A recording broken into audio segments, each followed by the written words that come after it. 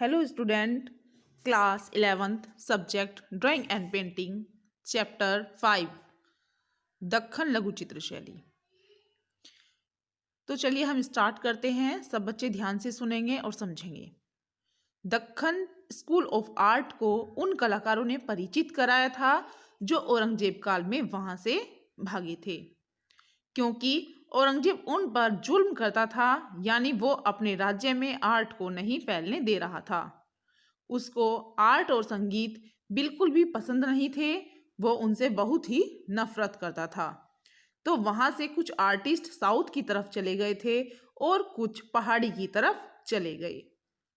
जो पहाड़ी की तरफ चले गए वो पहाड़ी स्कूल में ही मिल गए, और जो साउथ की तरफ चले गए वो डेक्कन स्कूल ऑफ आर्ट बन गए।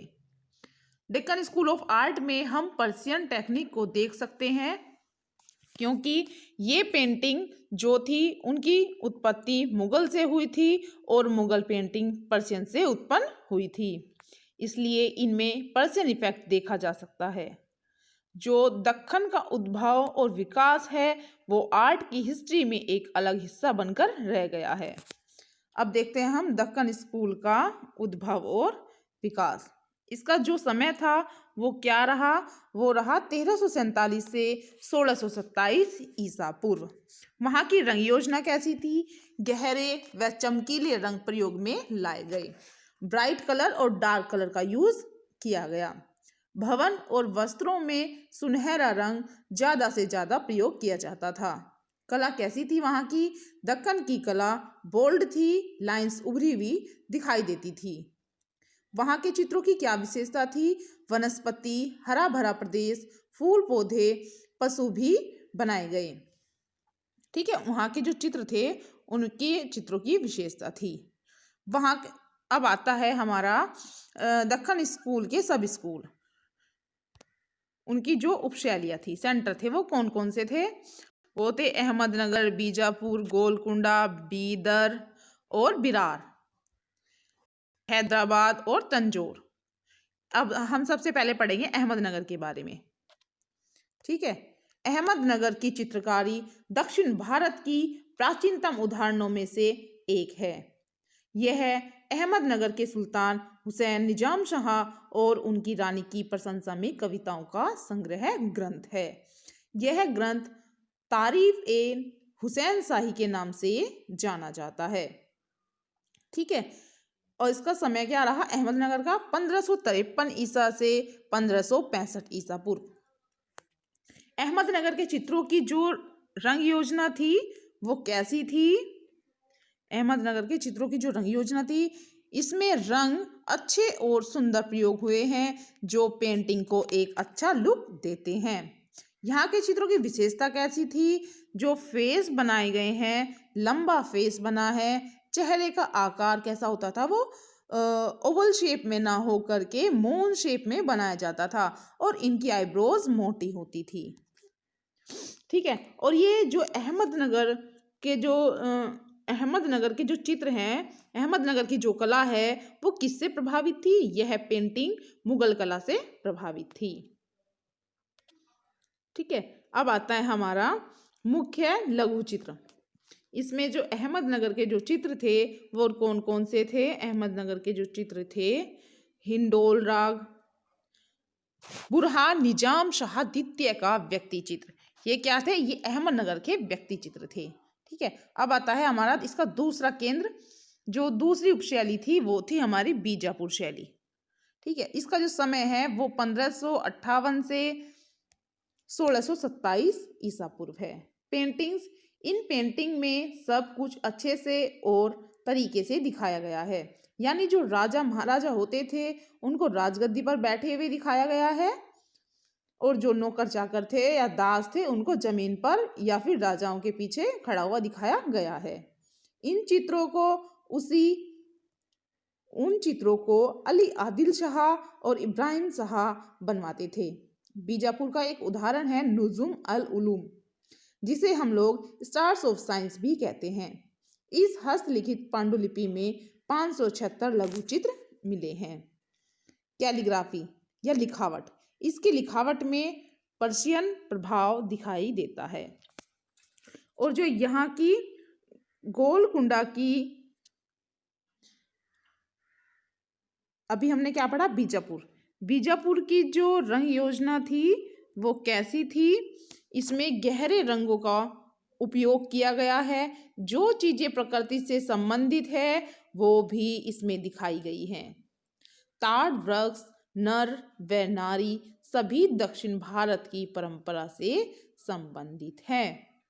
इसके चित्रों की क्या विशेषता है?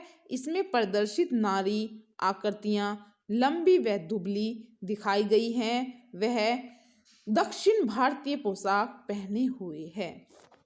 अब इसका जो थर्ड सेंटर है वो है बच्चों गोलकुंडा। समय क्या रहा इसका? 1580 से 1611 ईसा पूर्व। इसमें रंग कैसे प्रयोग हुए हैं? इसमें अच्छे और सुंदर रंग लगाए गए हैं। कला कैसी थी? यहाँ की कला बहुत उभरी हुई दिखाई देती है। प्रभावित किससे थी ये मुगल कला से थी, क्योंकि मुगल आर्टिस्ट ही तो कुछ पहाड़ी की तरफ चले गए थे और कुछ साउथ में आ गए थे। विशेषता, इनके चित्रों की क्या विशेषता थी? इनकी चित्रों की जो विशेषता थी, लंबा फेस, मोटी आईब्रोज, सब दक्षिण भारतीय पोशाकें पहने हुए हैं। जो उनकी ड्रेस थी वो साउथ इंडियन होती थी। मुख्य चित्र कौन कौन से थे? गोलकुंडा के मुख्य चित्र कौन कौन से थे?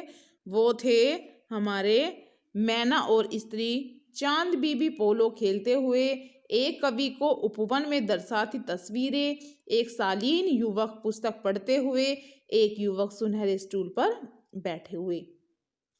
हैदराबाद, अगला सेंटर है इसका हैदराबाद। हैदराबाद का जो समय है वो क्या रहा? 1784 ईस्वी। रंग कैसे थे? रंग अच्छे और गहरे प्रयोग हुए हैं। चित्र उभरे हुए बने हैं। प्रभावित किससे थी? हैदराबाद शैली मुगल कला से प्रभावित थी। विशेषता क्या थी इनके चित्रों की? लंबा फेस बनाया गया है, मोटी आईब्रोज बनी है, उनकी ड्रेस बहुत आकर्षित होती थी। हैदराबाद चित्रकारी के प्रतीक लक्षण जैसे फूलों की क्यारियां, गहरे रंग, दक्षिण चेहरे की किस्में और दक्षिण भारतीय की पोशाक पहने हुए हैं। हैदराबाद चित्रों की पेंटिंग्स कौन कौन सी थी? एक राजकुमार का परिचायिका के साथ उपवन में, एक राजकुमारी अपनी जो उसकी परिचायिका थी या उसकी दासी थी उसके साथ उपवन में उसको दिखाया गया है। यह हैदराबाद कला का प्रतीक उदाहरण है। अब आती है हमारी तंजौर शैली।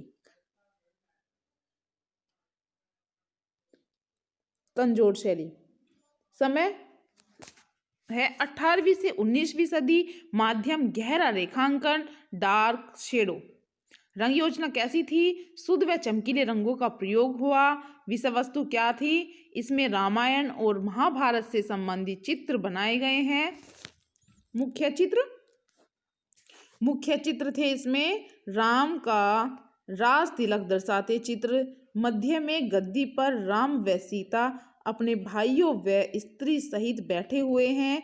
बाई में दाहिनी ओर ऋषि, दरबारी और राजकुमार हैं। सामने सम्मानित होते हुए हनुमान और सुग्रीव तथा अन्य वानर शायद पुरस्कार युक्त संदूक को खोलते हुए दिखाए गए हैं। तो ये तो थी तंजौर शैली की चित्रों की विशेषताएं। ठीक है, अब इसमें जो चित्र है, इनके जो चित्रों की जो विशेषता थी वो कैसी थी? इसमें रामायण से संबंधित चित्र बने हैं, रामायण महाभारत से। जो इसमें भगवान जी का जो मुकुट बनाया गया है वो ट्रायंगल शेप में बनाया गया है, त्रिकोणात्मक मुकुट है। और तंजौर चित्रकारी का यह विशेष नमूना है जिसे सोने के पत्र से बनाया गया है, जिसे गोल्ड का बनाया गया है, दिखाया गया है। अब आती हैं बच्चों हमारी study of some paintings, Deccan लघु चित्र शैली के चित्रों का अध्ययन। इसमें कौन कौन सी पेंटिंग्स हैं वो मैं आपको बता देती हूँ।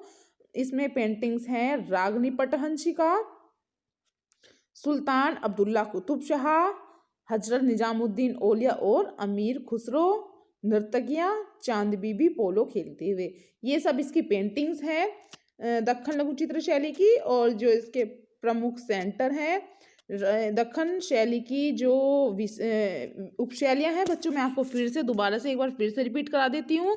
अहमदनगर, बीजापुर, गोलकुंडा, बीदर, बिरार, हैदराबाद और तंजौर शैली। ये क्या है? ये हैं सारे अहमदनगर शैली के प्रमुख सेंटर। ठीक है बच्चों, थैंक यू। और नेक्स्ट वीडियो में मैं आपको इसकी पेंटिंग्स के बारे में बताऊंगी।